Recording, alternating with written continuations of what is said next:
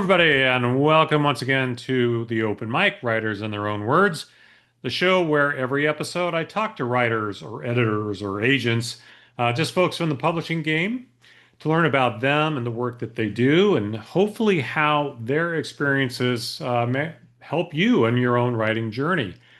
Before I introduce my guest, please take a moment and hit the subscribe button so you never miss a future episode. And if you like what you hear or see today, if you're watching on YouTube, please tell a friend. It is the best way for such endeavors to gain an audience.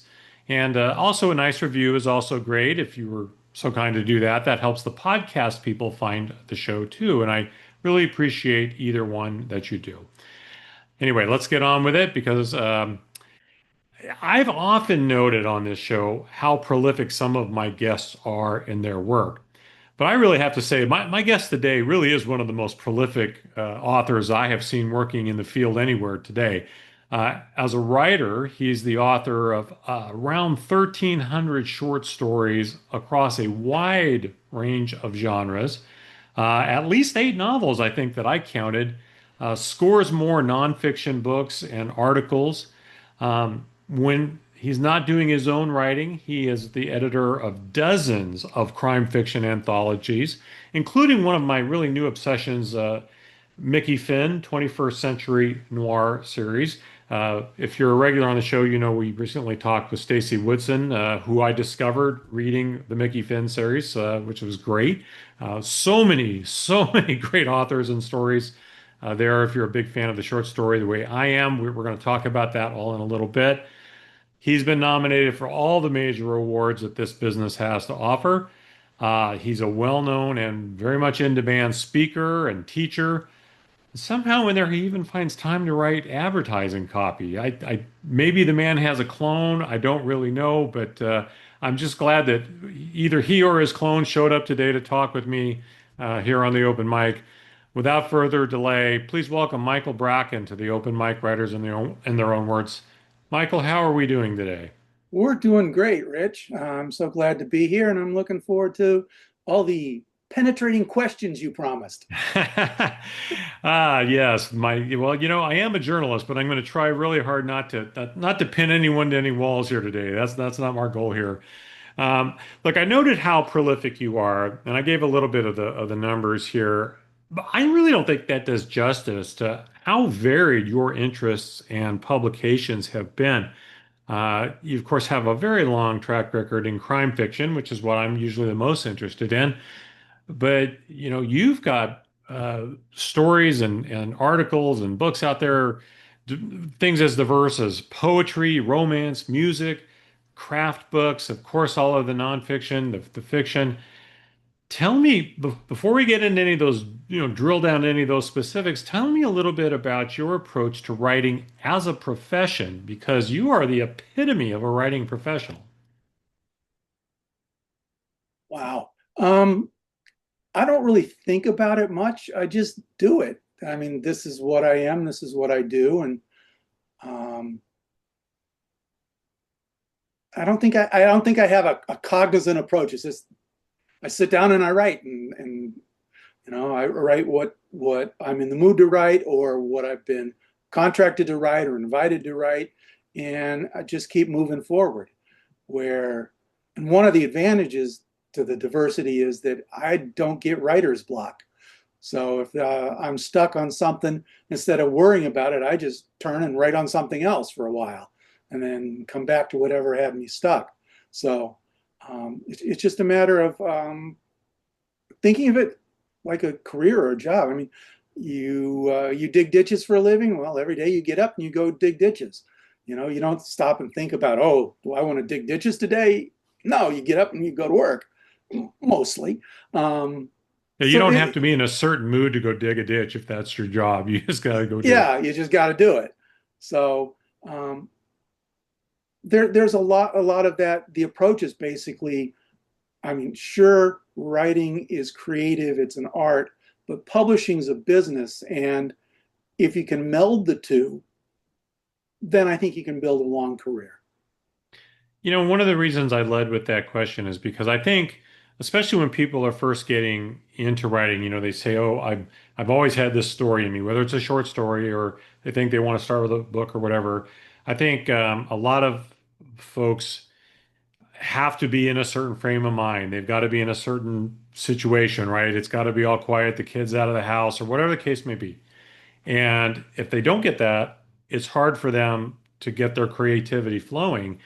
And the reason I was really asking about the professional aspect of all this is because um, that's a really hard way to make a living. Because if you only write when you're really in the mood and everything's perfect and you feel your creativity flowing, that's about once a blue moon, I feel like for most of us. I mean, usually it's butt in chair, make words come out kind of a Yeah. thing.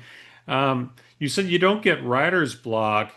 Did you ever, did you have to train yourself, I guess is what I'm driving at, to get into that mindset to where this is my profession, this is how I'm going to approach it, and none of those other things matter because this is my job. I think part of it goes back to how early I started.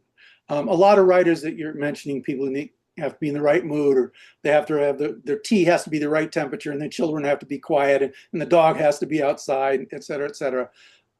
The people who have that seem to be people who started writing later in life. So they have to find their inspiration and their motivation, and they have to bring it to their situation in a sense. But I started writing when I was in the eighth grade, basically, is when I decided I wanted to be a writer. I wrote a story and took it and showed my mother, said, I'm going to be a writer. And she got me a typewriter, which kind of sent me in that direction because when I said astronaut, I didn't get a rocket ship. And when I said fireman, I didn't get a spotted dog. So maybe my mother kind of encouraged me. So I was writing when other kids my age, boys my age, were shooting baskets and throwing footballs. And I was, started publishing early in high school newspaper, junior high and high school literary magazines, and things like that. And then my first professionally published short story, I actually wrote when I was 17, and then it was published when I was 21. So my career started much earlier than most of the writers that I hang out with. They started in their 30s and 40s and 50s. So they had careers and they had other things that they had done. And so when they're coming to writing, they're coming to it in a totally different direction than I did. Neither one is better or worse. They're just Right. different.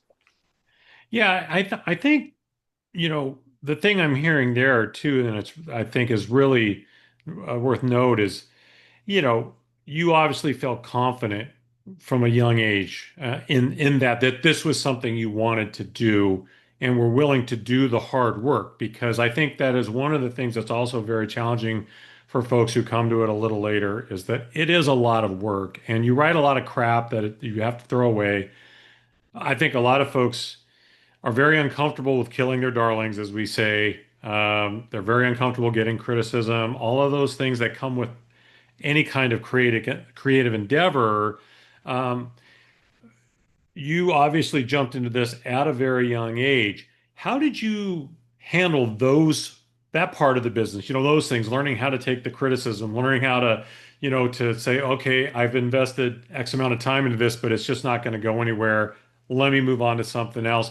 Did that come fairly easy to you, or was that a difficult lift for you to learn as a young person? Well, I think part of it, honestly, being young, I was too stupid to know I couldn't do it. So because there was nobody told me I couldn't, so obviously I could.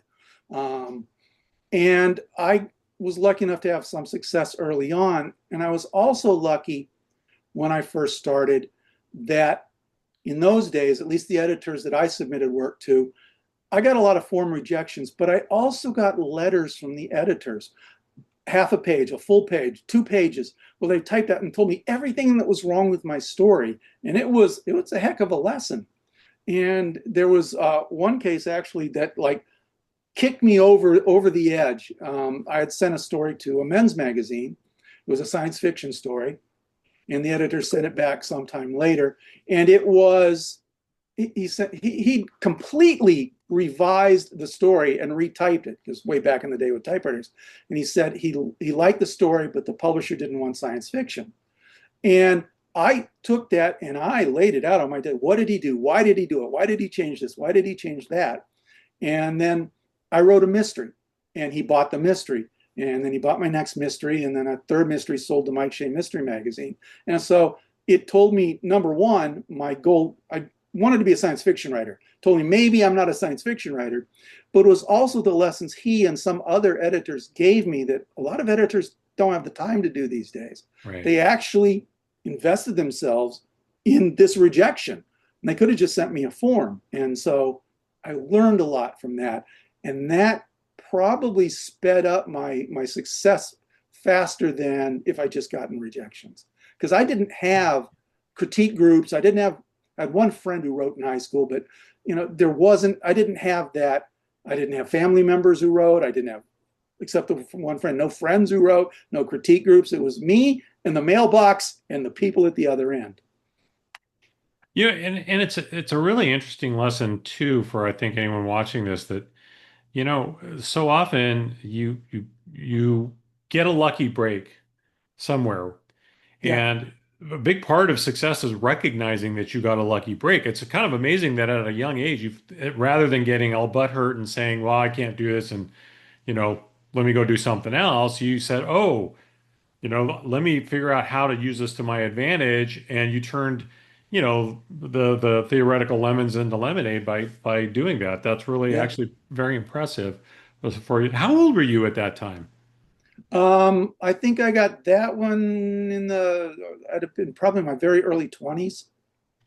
That's still really impressive. I try to think what I was doing in my early 20s. I doubt I was that mature, to be honest with you. Yeah. By that time, I already had probably a couple 200 rejections by the time I got that particular rejection that really kicked me over the edge. Well, it's interesting too, because so many writers I've talked to, that's one of the things when writers get together, there's so many successes, right, that people could talk about, but we often talk about rejections instead. And I think maybe it's because it's such a rite of passage if you're going to do this that you are going to get smacked down.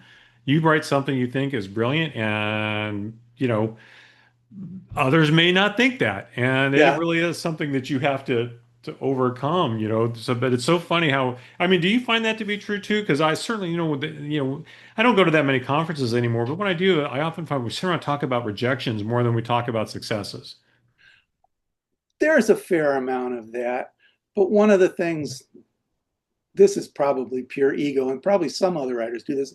When I get a rejection, it's like, it's not you rejected me. It's like, aren't you smart enough to see how brilliant I am?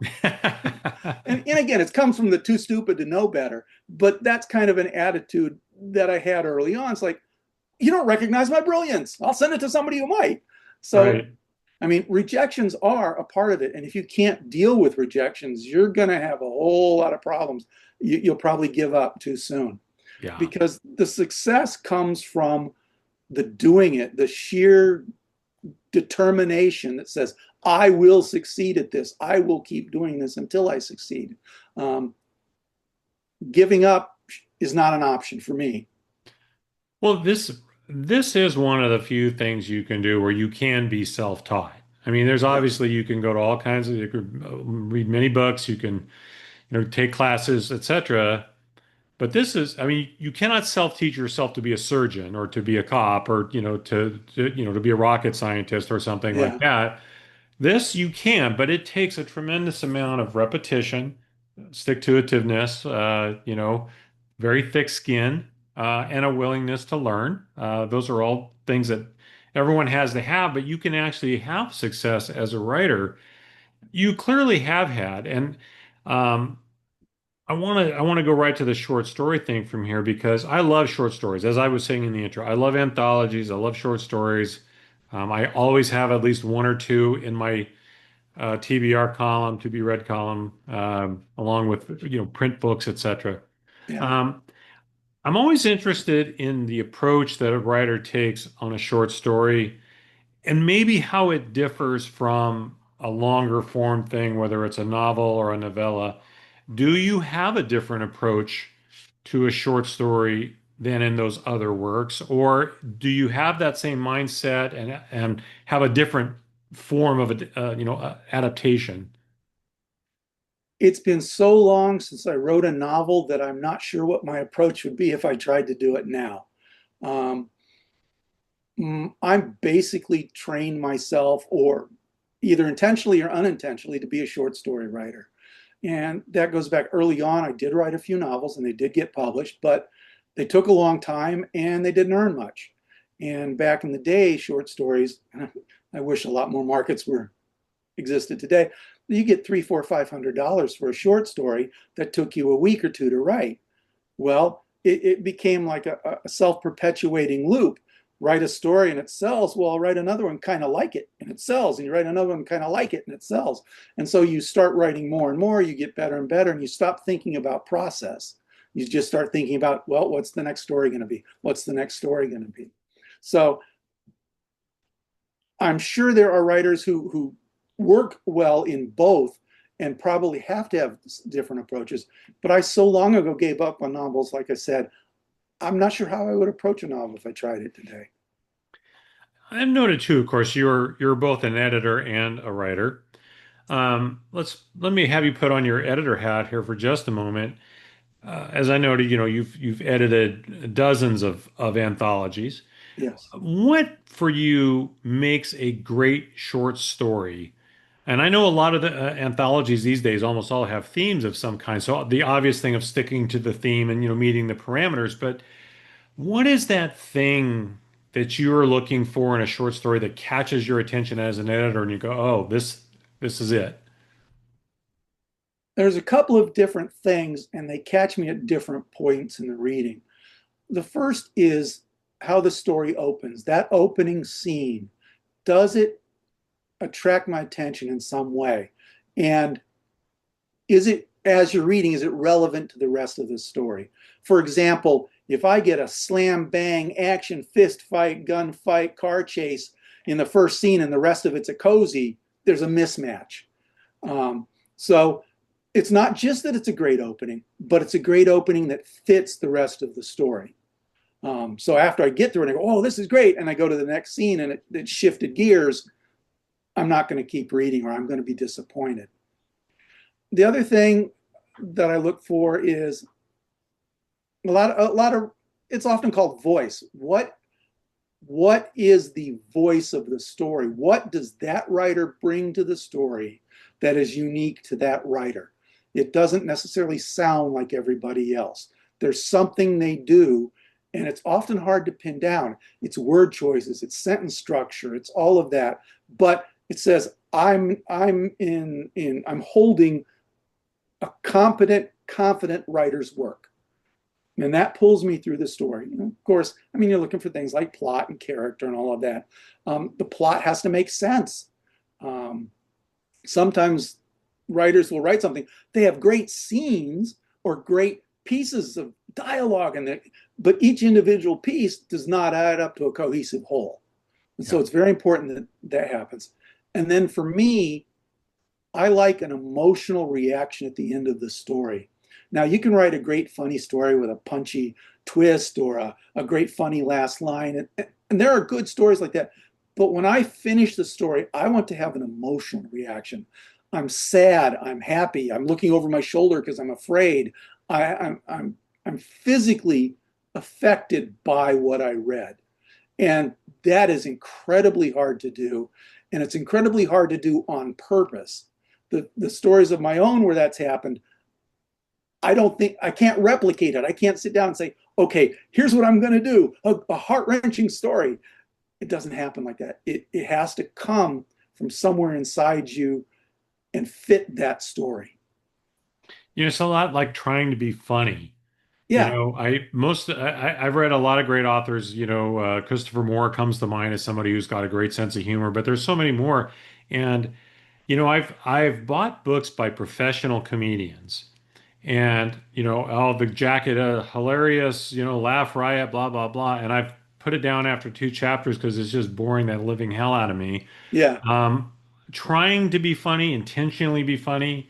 Um, is not it rarely works for me. I find people the more um, spontaneous if right, something that's been written in a Spontaneous, novel that took two situational, years to yeah, get to publication could be spontaneous, but that's how it feels to me.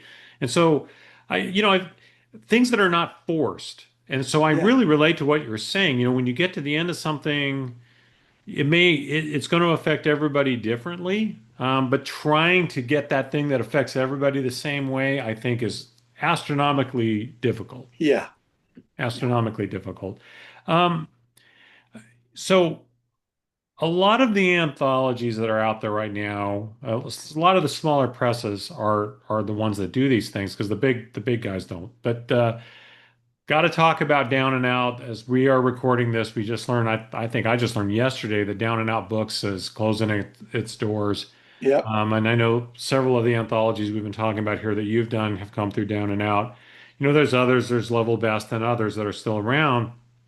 But maybe give me a little bit of info here. What do we know what happened with Down and Out Books and maybe what happens from here for especially for authors like yourself and editors like yourself that have all of these works that are through them, what happens to all of that? I mean, what is the lay of the land from here?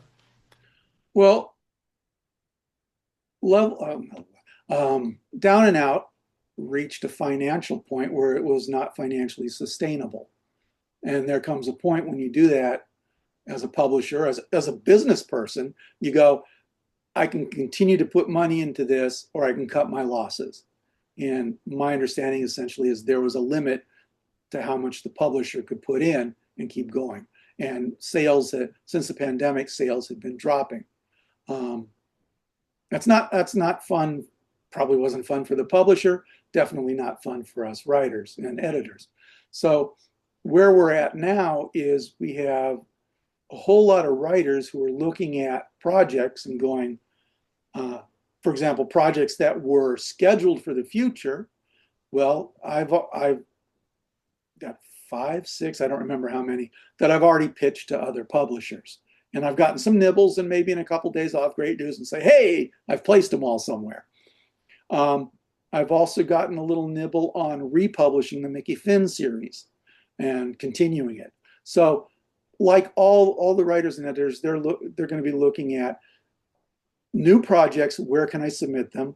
And existing projects that Down and Out published, they might self-publish. They might find another publisher who's interested in re-releasing them. But it's a scramble for a whole lot of writers, Yeah. and it's going to be a mess Well, for a while. I hope, for obvious reasons that all of your projects find a landing spot and a nice home, particularly the Mickey fan. Like I say, I have really enjoyed that. I don't want to just harp on any one thing, but because I love noir and I love the the diversity of the voices that I get in anthologies, even a themed one that's as specific as noir or the Groovy Gumshoes or any of these other ones. And I've read every kind, right? From stories of the Indiana heartland or the Eyes of Texas or stories based now everything's based on the songs of fill in the Yeah. blank. I mean even Duran friggin' Duran, right?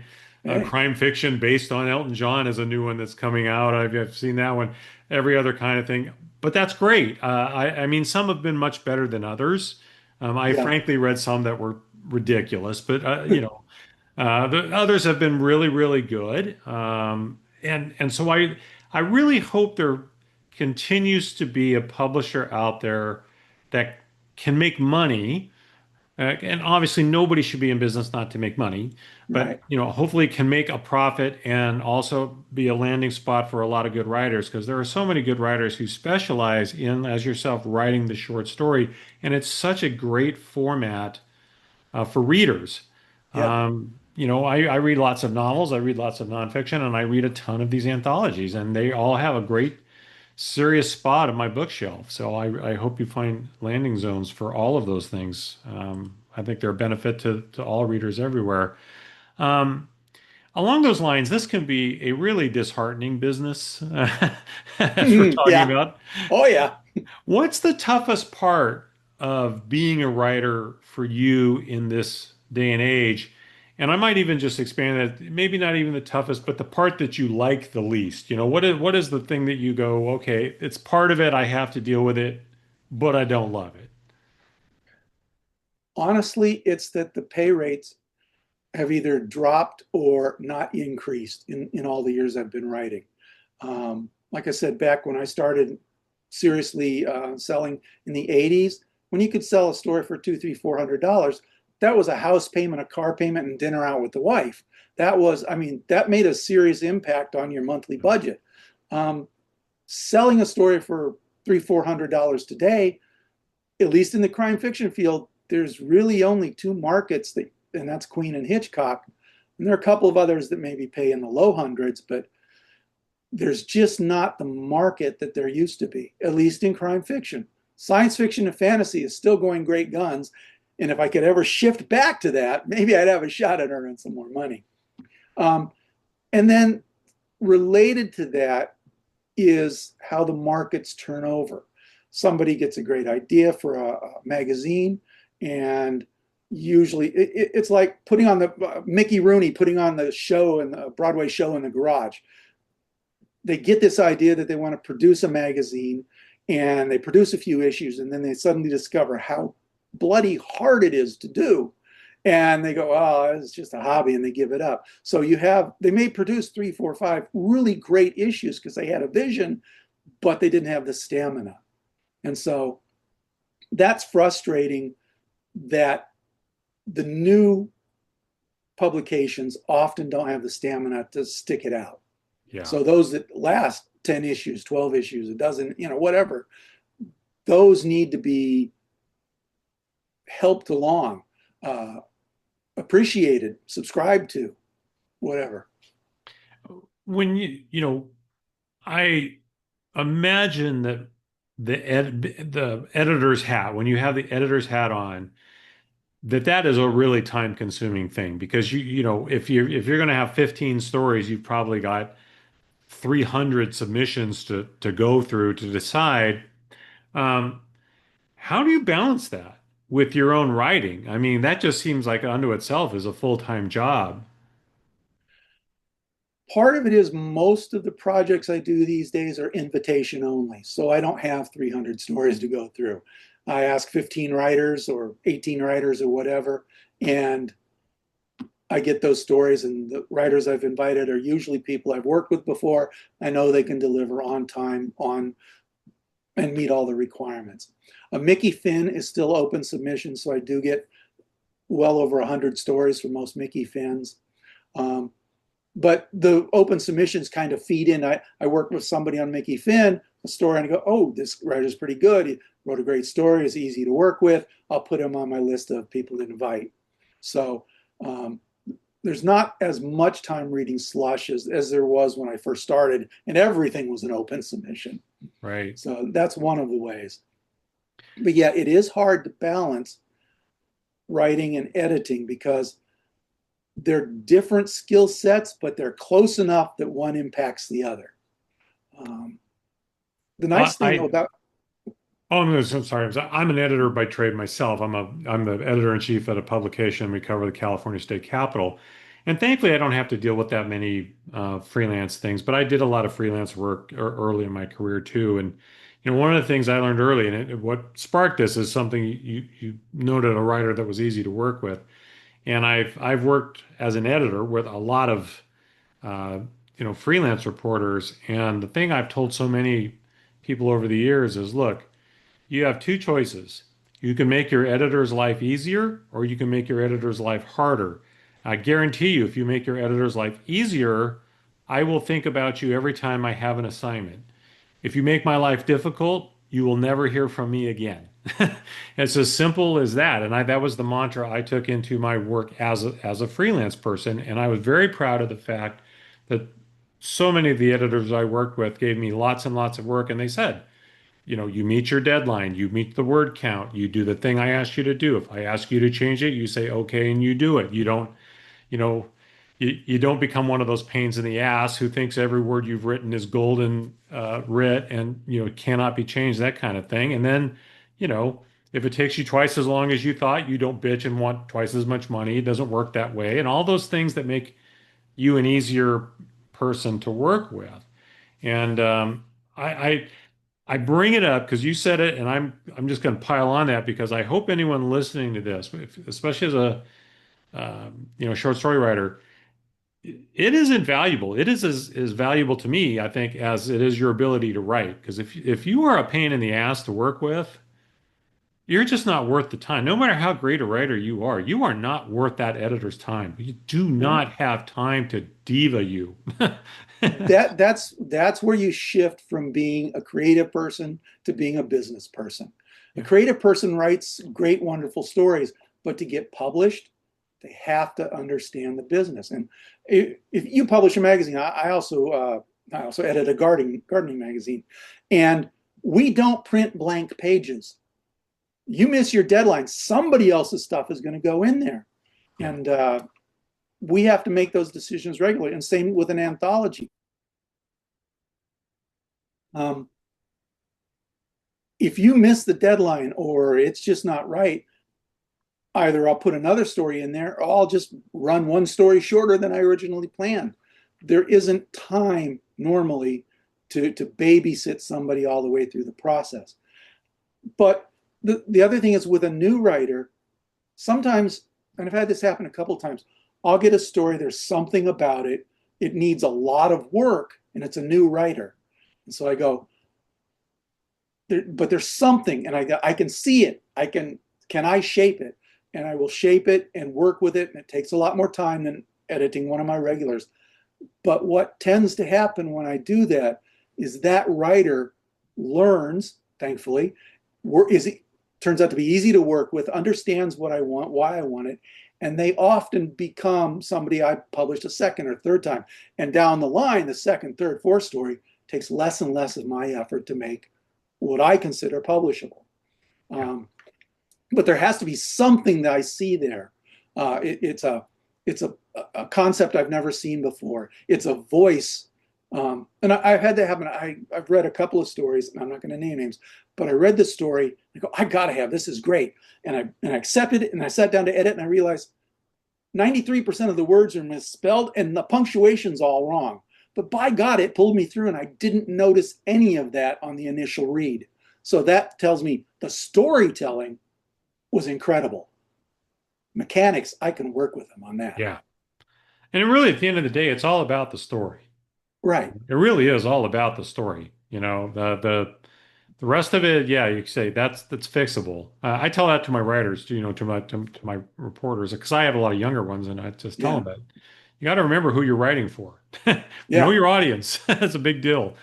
You said something earlier I want to harken back to as well. You talked about the opening scene, and I ask a lot of folks on this show about writing first lines because I spend a lot of time on a first line, whether it's something I'm doing for work or in my own writing. I spend a lot of time trying to craft a first line and a first paragraph because I feel like we've got such a short attention spans in this day and age that you used to maybe get a page to get them. Now I feel like you got a graph or two maybe to get them, and you got to grab them quick with something that makes them want to read the next line and the next line.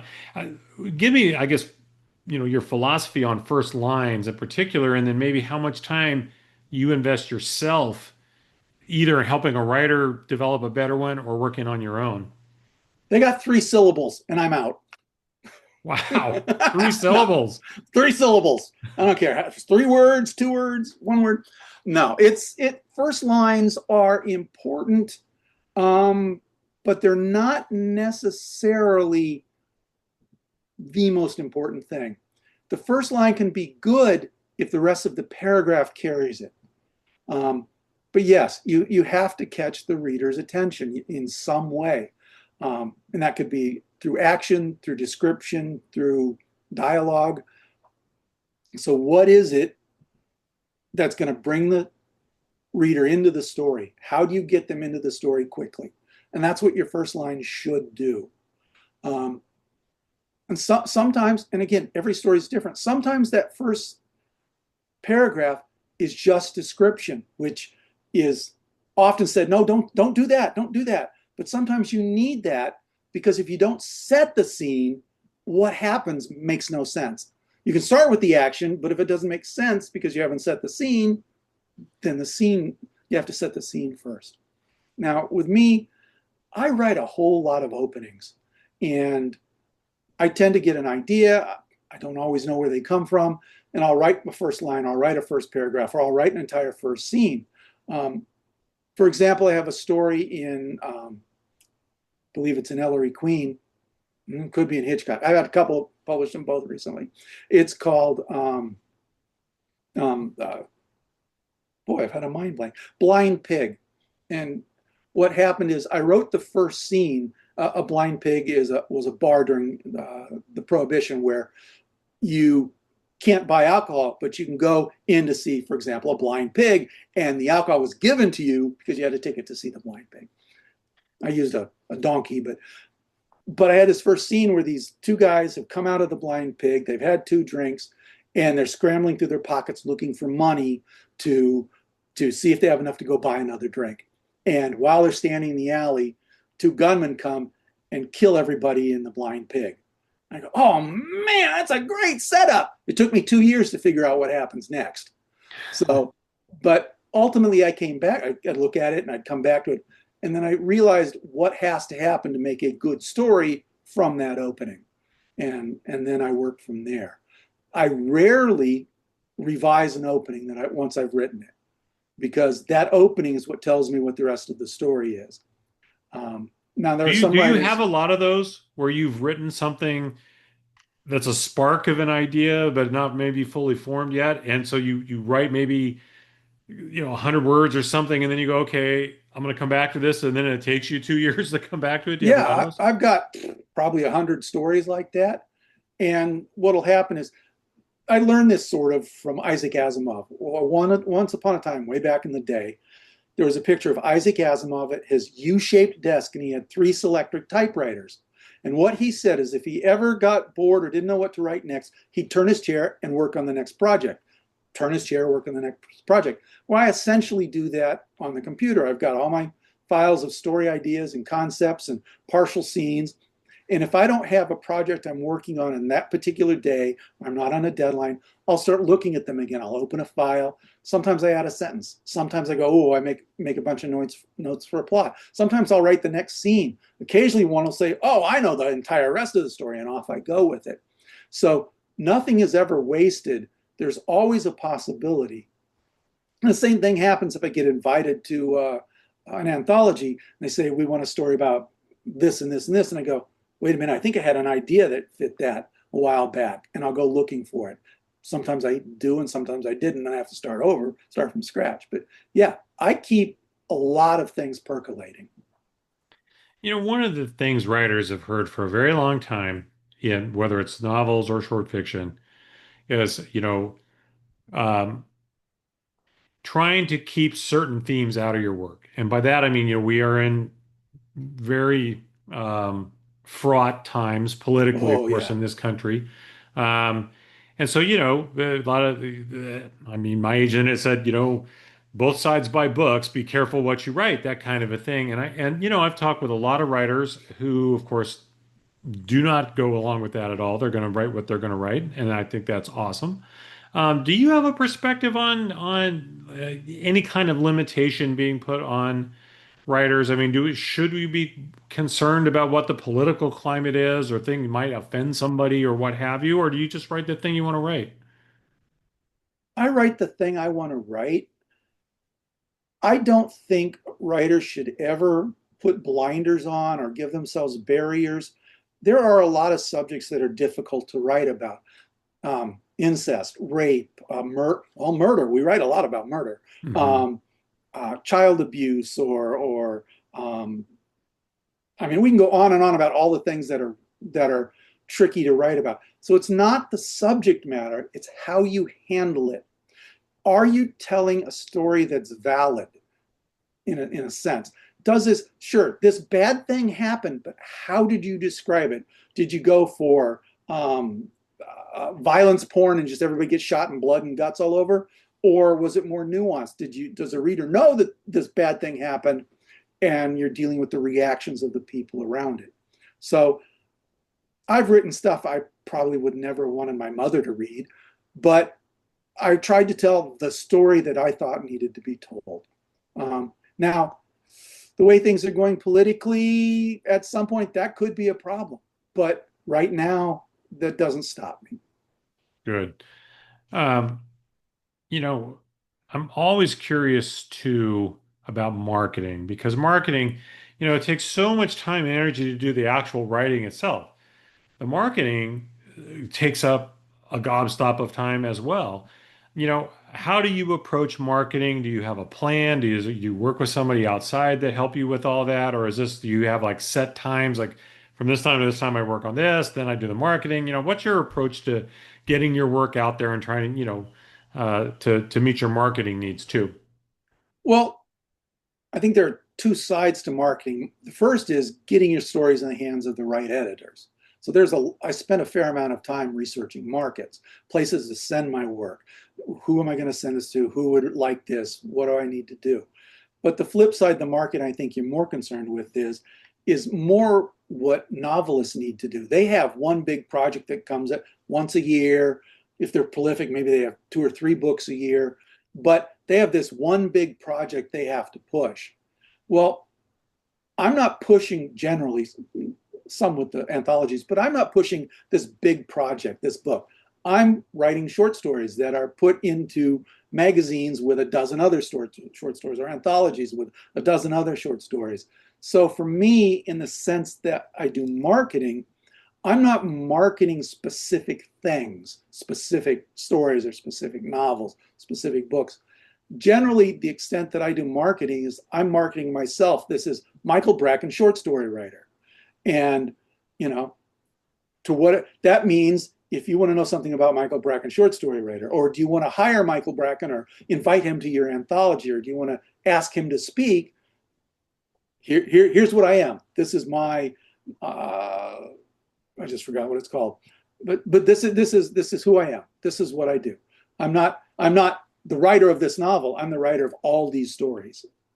So I only have one more serious question for you, and that is, what's the best writing advice, or the best advice, I guess, maybe that you've received since you've been in this business? And conversely, maybe did you ever get any advice that was really bad, other than coming on this show, I imagine? But I what wasn't what going to are mention that, but the what are some of the best and worst advice you've got in this business? Because there's one thing about it: if you're getting in this business, you're going to get lots of advice. People always have yeah. an opinion about everything. So what's maybe the best and worst you've received? The best advice is something I either said or alluded to earlier is don't give up.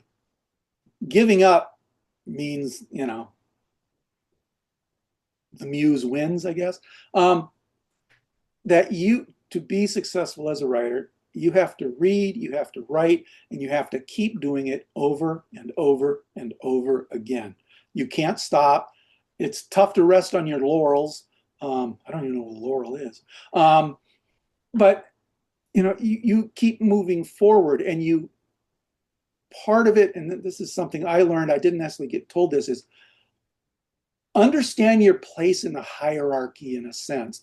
For much of my career, I was the guy whose stories were in the middle of the anthology, the back of the magazine, the guy who's referred to on the cover, and more stories, or and more.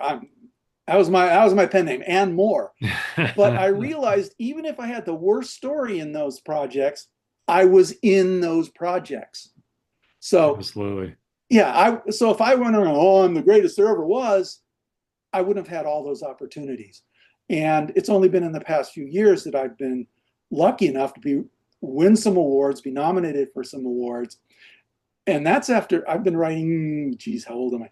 20, 50 plus years professionally. And it's only been in the last few years that there's been recognition of that sort. But that's because I didn't say, oh, I'm great, everybody look at me. It's just I kept doing it over and over. And the more you do something, the better you get at it. And at some point, you cross the Rubicon from being publishable to being I don't know, better, award worthy, award. Right. You cross that. It doesn't happen with the first story for most writers. Um, so that's good advice. And the worst advice is one that I think it's bad because it's never really explained. And I turned it to where it worked for me. And that's what they always say, write what you know. Hmm. Who wants to read boring stories about an old white guy who sits at a computer all day? That's what I know. Right. But so people twist, okay, well, maybe if you're a pathologist, you write about pathology. You're an English teacher, you write about English teachers. But the thing that made it valuable to me was I realized it's what you know emotionally and inside.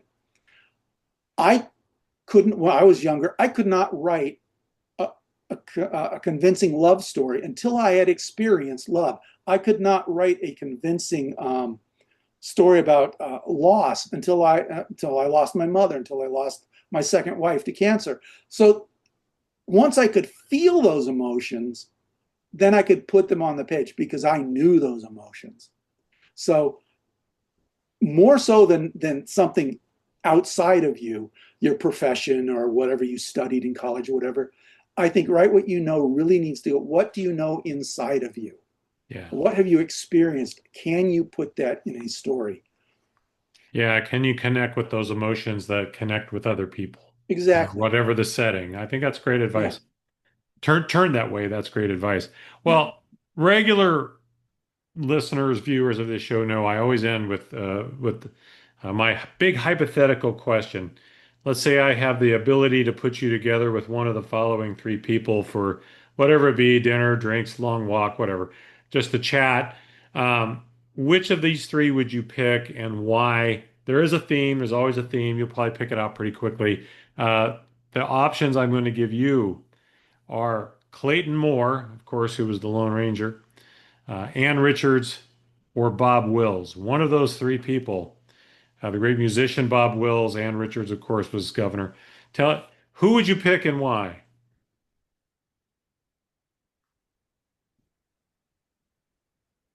Who was the first one again? Just Clayton Moore, the Clayton Lone Moore. Ranger. No, I think I got to go with Bob Wills, the Bob King of Wills, he of Swing in the Texas. Texas Playboys fame. Yes. Exactly. You, Although I you, never had the chance of seeing him, um, I often, oh God, I just forgot the name of the group. There's a group that does a lot of Bob Wills stuff that I really enjoy, and we've seen several times. Sure. My brain has just disappeared on I so feel for you. me. Yeah, Well, of course, the connective tissue there is the Texas connection, of yeah, course. The Lone Ranger, he was a Texas Ranger. I was recently at the Lone Pine Movie Museum here in yeah. Lone Pine, California, which is down at the far southern end of Highway 395, right where you turn off to go to Death Valley if you happen to be going that way. It's very close to, as the crow flies, it's fairly close to Los Angeles, but uh, hundreds of movies were shot there in the Alabama hills right behind Lone Pine.